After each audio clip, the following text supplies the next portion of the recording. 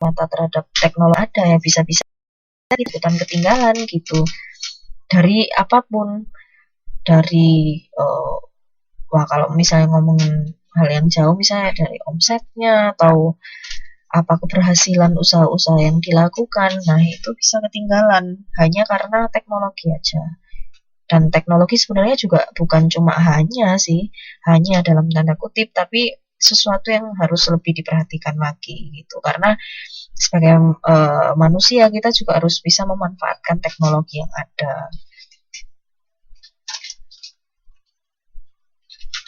Iya betul. Gampangannya gini lah, misalnya toko Indonesia ya di sini ya, karena kita kebanyakan bisa mengakses internet dan kita punya Facebook, kita punya Twitter dan lain sebagainya. Ada baiknya ini gampangannya aja nih, toko-toko Indo itu punya Line, punya akun Facebook sendiri, punya bahkan mungkin punya email. Ya sih. Untuk membuat itu semua pasti punya email kan ya. Nah itu, dengan adanya itu mereka bisa berpromosi lewat Facebook, bisa berpromosi lewat Line, atau misalnya kalau ada yang butuh pertanyaan khusus tentang harga kurs saat ini, mungkin bisa di di Line aja, atau bisa menyebarkan foto-foto barang dagangannya lewat lewat Facebook atau lewat Line, itu kan juga bisa seperti itu ya, secara online. Itu gampangannya bagaimana kita menyikapi teknologi gitu, bagaimana memanfaatkannya.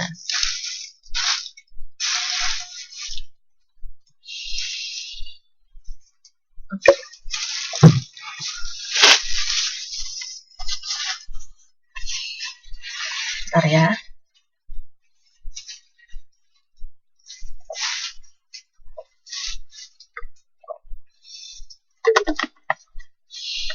Nah, perencanaan ini ada jenisnya. Dan jenis-jenisnya ini dibagi oleh beberapa variabel atau beberapa hal. Yang pertama, dibagi menurut fungsinya. Ini ada dua macam ya, ada perencanaan strategik dan perencanaan taktis operasional. Kalau strategik ini hubungannya dengan strategi gitu ya, gitu. Jadi strategi gitu. Jadi semuanya yang berkaitan dengan tujuan kita gitu. Tapi kalau perencanaan taktis operasional itu lebih ke bagaimana kita mempraktekannya gitu. Fokus terhadap aktivitas perusahaan sehari-hari itu seperti apa. Nah, di dalam perencanaan taktis operasional ini pun, ini juga ada 3 macam, dibedakan menjadi 3 macam. Ada 3 jenisnya. Yang pertama sekali pakai ini maksudnya yang terperinci, yang mungkin nggak berulang lagi, misalnya pembangunan gudang baru atau pembangunan induk dari perusahaan gitu. Ya memang itu ada kemungkinan bakal berulang, tapi kan sifatnya nggak yang setiap bulan kita buka gedung baru atau gudang baru seperti itu kan gitu. Nah yang kedua ini adalah kebalikannya, bahwa ini yang lebih berulang gitu, sesuatu yang berulang seperti mengingatkan karyawan untuk tidak merokok, atau mengingatkan karyawan terhadap pentingnya tugas mereka seperti itu, atau ya itu, atau perekrutan karyawan, atau apalagi. Nah ini misalnya ada karyawan yang sakit, bagaimana cara kita untuk mengatasi dengan cara menjenguk atau memberikan insentif atau apa yang lainnya seperti itu.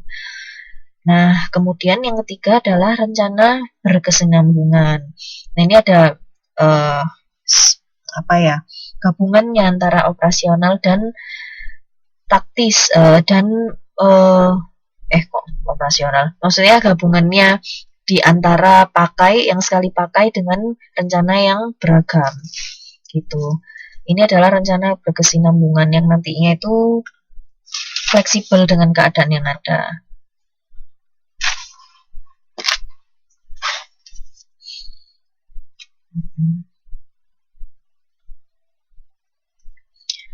Nah, kemudian kalau misalnya perencanaan menurut ruang lingkup kewilayahan, ini ada dibagi menjadi 3 macam.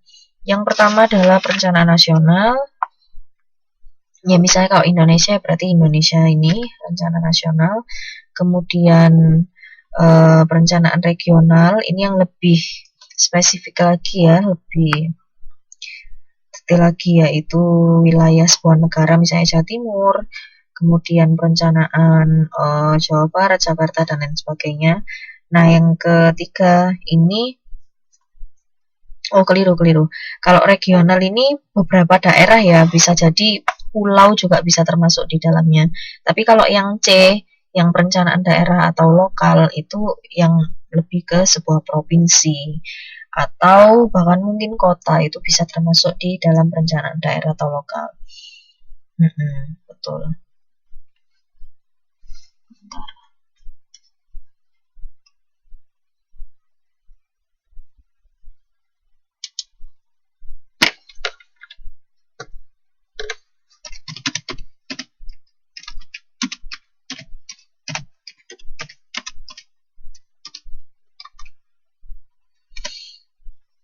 Nah, selain dari dua pembagian ini tadi, ada lagi perencanaan jenis yang lainnya, yaitu menurut jangka waktu gitu. Ada jangka pendek, jangka menengah ini misalnya Repelita 5 tahun gitu.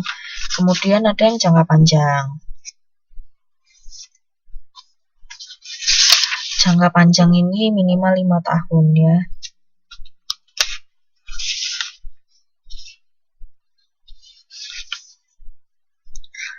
Selain jangka waktu juga ada menurut objeknya, yaitu fisik atau sarana prasarana yang kasat mata gitu ya, misalnya gedungnya, gedung organisasinya, kemudian modalnya, terus habis itu karyawannya, itu adalah sarananya.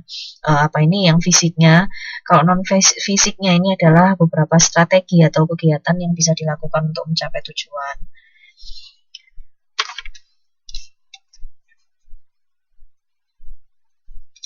Terus ada dibagi menjadi perencanaan tetap, dan juga ada yang namanya perencanaan dengan maksud tertentu. Kalau perencanaan tetap ini berulang-ulang terus-menerus, seperti penggajian karyawan ini juga bisa, atau prosedur atau aturan melakukan sesuatu itu juga bisa dimasukkan sebagai perencanaan tetap. Kalau perencanaan dengan maksud tertentu ini biasanya yang special case ya, yang kasus-kasus spesial dan ada hubungannya dengan perubahan. Itu yang perencanaan dengan maksud tertentu. Oke, berikutnya kita mempelajari soal pendekatan dalam perencanaan. Jadi untuk melakukan perencanaan itu kan seperti yang saya bilang tadi, tidak dilakukan oleh satu orang saja di dalam organisasi, tapi oleh banyak pemikir atau oleh banyak orang gitu. Jadi nggak cuma manajer, tapi karyawan pun juga berhak dan kewajiban untuk melakukan perencanaan. Nah, pendekatannya gimana? Cara melakukannya gimana? Pertama bisa dilakukan dengan cara menggunakan pendekatan MBO atau Management by Objective. Jadi ini semuanya ditujukan atau dilandaskan dengan tujuan yang ada, objektif tujuan ya. Goalnya itu seperti apa? Jadi misalnya pengen sudah memiliki daftar tujuan padat untuk tahun depan seperti itu. Nah, itu tadi oleh manajer itu bakal diflorkan kepada para karyawannya. Kemudian para karyawannya ini tadi bakal memiliki tanggung jawab masing-masing.